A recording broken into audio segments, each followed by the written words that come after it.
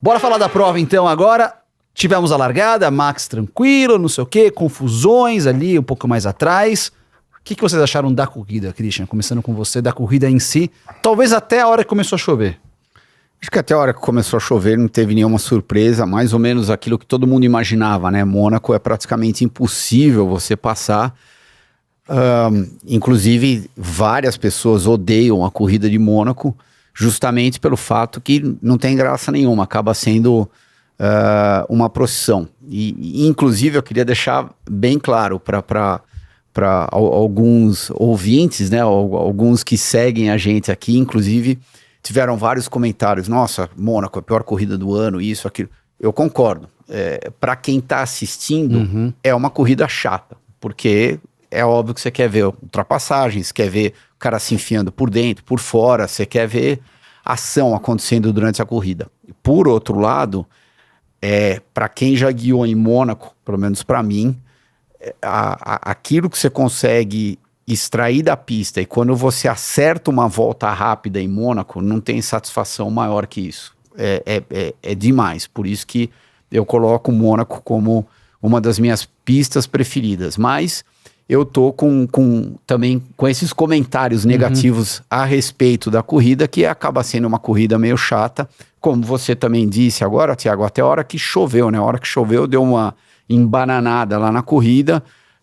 Tiveram alguns pilotos que fizeram uma estratégia um pouco melhor, outros que não fizeram, mas no final das contas a gente acabou não vendo tanta mudança assim na hora da chuva, né? Eu achei que fosse ter mais mudança, todo mundo meio que fez aquele trabalhinho feijão com arroz, entrou no box, trocou o pneu, o único que tentou ser um pouco diferente, e eu acho que eles fizeram de propósito, foi o Alonso.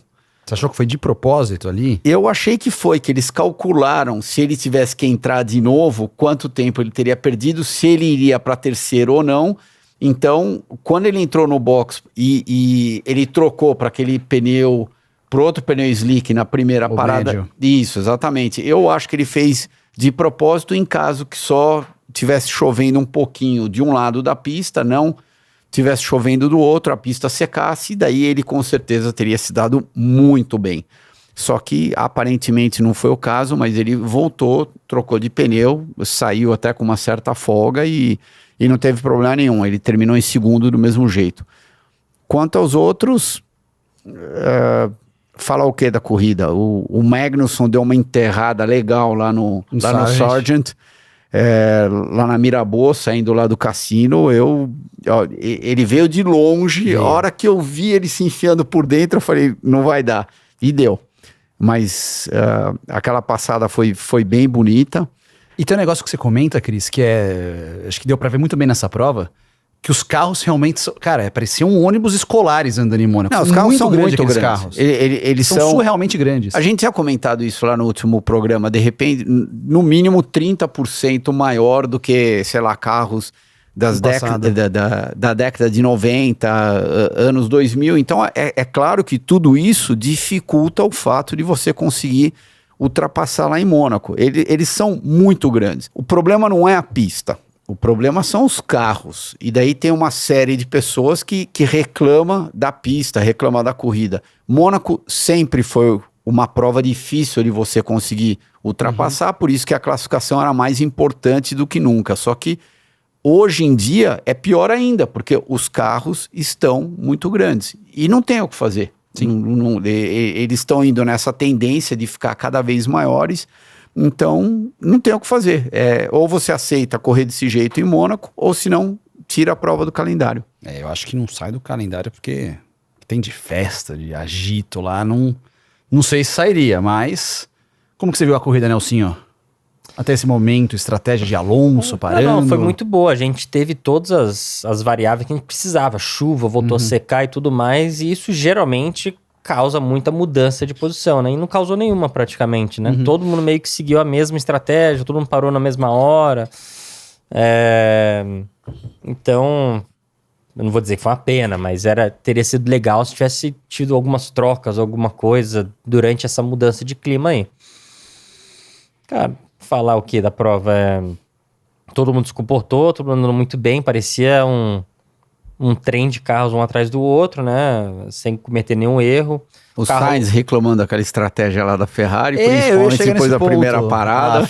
A Ferrari ferrarou de novo lá nessa prova? Não, mostrou que o carro do Ocon não tinha a velocidade da Ferrari, até porque por isso tinha aquela distância enorme entre o Ocon e o Alonso, né? O Alonso e o Max lá na frente e o resto lá atrás. Então, o que isso mostra? Mostra que realmente ele tirou água de pedra na classificação, né? Ter conseguido classificar na frente das Ferraris. Uma Ferrari, né? A outra levou um... O Charles era o terceiro e foi pra... Perdeu 3 posições. Então, o Ocon ter conseguido segurar a posição mesmo com as paradas e tudo mais foi bom. Mas, assim, Max em todas as condições era o mais rápido, seco, molhado, pneu errado, slick no molhado, enfim, ele dominou. Não tem muito o que falar, né? Aston Martin também numa velocidade muito boa e não teve muito acontecimento, né? Sobre o Alonso, ele parou na volta 54. Ele, depois da prova, ele comentou que ele não culpou o time, porque, de acordo com o Alonso, a pista estava 99% seca naquele momento, exceto na curva 7 e 8. Só que na volta seguinte começou a cair a pancada de chuva forte, que aí não tinha mais jeito, todo mundo teve que parar. Então eu acho que aí a Aston Martin errou. Podia, segura mais, como a Red Bull fez. A Red Bull não, segura mais uma volta... Pra ver o que vai acontecer. Pra ver o que vai acontecer com a pista, não sei o quê. Já, aquele momento... Mas tudo isso você faz se você tem uma margem de segurança, né? Se você tá lá, o trenzinho um atrás do outro, depois de uma relargada de safety car, alguma coisa, é muito mais difícil você tomar a decisão do que quando você tá 10, 15 segundos de distância pro carro de trás. Então você tem muito tempo pra pensar o que vai fazer. Enfim, ainda mais na questão do Max e do Alonso, os dois tinham um coringa praticamente, né? Eles podiam ter parado, saído e parado de novo sem perder posição. Não, que foi isso que o Alonso fez. fez. Então... É que eu acho que se o Alonso tivesse aguardado mais uma volta, tivesse parado junto assim, os dois parando juntos, com uma distância que eles estavam mais ou menos de uns 6, 7, 8 segundos ali entre eles, e os dois na mesma condição, com o pneu pneu intermediário, podia ser, sabe, uma pressão, porque o Max, depois que o Alonso fez os 2 pitstops, aí a vantagem mas era muito grande. O Alonso tinha muito mais vontade de segurar um pódio do que Você acha que possivelmente ganhar a corrida, né? Ele, com certeza, ele tá falando, tipo o Alonso, né? Ele não culpa a equipe por nada, mas se ele tivesse perdido o segundo lugar, tivesse caído pra quarto, alguma coisa, ele estaria furioso, né? Pra ele ganhar a corrida ali, independente de qual pneu que ele colocasse, ele não ia sair na frente do Max, né? E o Max, eles não erraram nenhuma estratégia, nada, então não tinha muito o que fazer. Voltando àqueles comentários, né, de Mônaco, a corrida, claro, ela acaba ficando um pouquinho chatinha de vez em quando, só que para quem tá guiando, ela é extremamente na corrida desafiadora, muito difícil. Como? Na corrida também é? O Alesi me ensinou uma coisa na minha primeira visita, né? Ele foi em 92, né? Eu nunca tinha corrido lá de Fórmula 3 Fórmula 3000. Carro ali, né? Isso, exatamente, com esse carro aqui, ó. Daí ele chegou, ele virou e falou assim, a única coisa que você tem que ter aqui em Mônaco é paciência. Eu olhei assim, mas como assim paciência, né? É meio contraditório se você parar pra pensar, né? Guarda-reio aqui do seu lado o tempo todo, né? Troca de marcha, sei lá, 35, 40 trocas de marcha por volta, né? Então, é meio estranho, né? Daí ele falou assim, nossa, a corrida é longa pra caramba, você vai largar, você vai andar, daí você você vai passar na frente do box, você vai ver a sua placa, menos 65 voltas, ou seja, ainda faltam 65 voltas, e a sua percepção dentro do carro é que você já andou muito, e daí ele falou, você não pode bater, é claro que você vai acabar encostando no guarda-reio algumas vezes durante a corrida. Eu olhei assim pra ele, eu falei, como assim encostando no guarda-reio? Realmente você encosta. E na minha primeira visita em Mônaco, primeiro que eu dei uma panca no primeiro treino, lá no S da piscina, eu calculei errado aquela primeira da esquerda, eu arranquei essa roda na primeira da esquerda, arranquei essa roda na direita e arranquei essa roda a hora que terminou. É que naquela época também, hoje em dia... Era mais apertado. Não é que era mais apertado. O S inteiro era guarda-reio do lado de dentro, do lado de... Tipo assim... Você pegava a zebra, só que quando acabava a zebra era guarda-reio dos dois lados, do lado de dentro, né? Hoje em dia é aberto, né?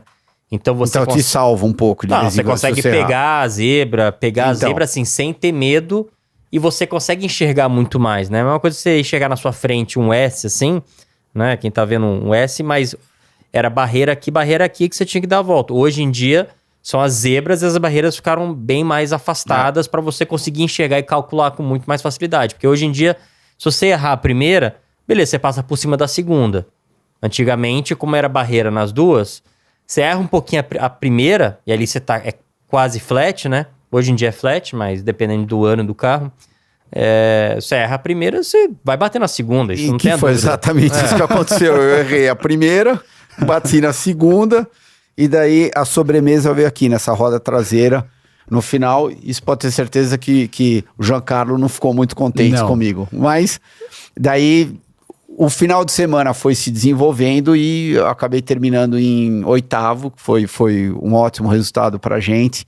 Mas eu lembro direitinho aquilo que ele tinha comentado comigo. Ele falou, só tem paciência, fica andando, que é meio que aquilo que a gente até já comentou em outros programas, a corrida meio que vem para você. Uhum. Se você tiver um carrinho bom, bem equilibrado e você não fizer besteira nenhuma durante a corrida, ela acaba vindo para você.